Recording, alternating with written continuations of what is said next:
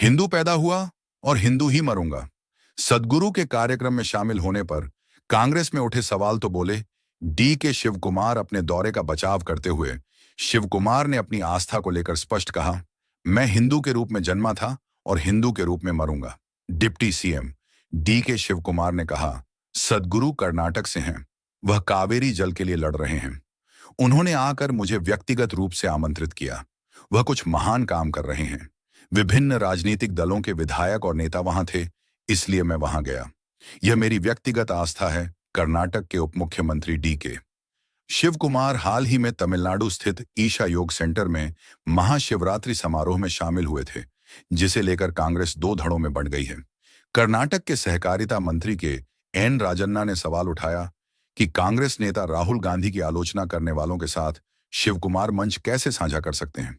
राजन्ना ने मीडिया से कहा, सदगुरु ने खुद कहा था कि वह राहुल गांधी को नहीं जानते, है ना? शिव कुमार मुझसे बेहतर जानते हैं कि लोकसभा में हमारे नेता के बारे में क्या कहा जाता है।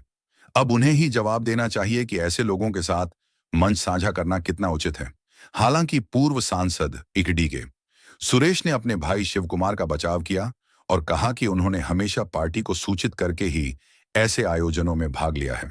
सुरेश ने पत्रकारों से कहा, जब भी शिव कुमार ने प्रधानमंत्री नरेंद्र मोदी से मुलाकात की, उन्होंने पार्टी आलाकमान को पहले ही जानकारी दी। उन्होंने ईशा फाउंडेशन के महाशिवरात्रि कार्यक्रम में शामिल होने की सूचना भी पार्टी को दी थी। उन्होंने इस बात पर भी जोर दिया कि शिव कुमार की यात्रा गुप्त नहीं थी।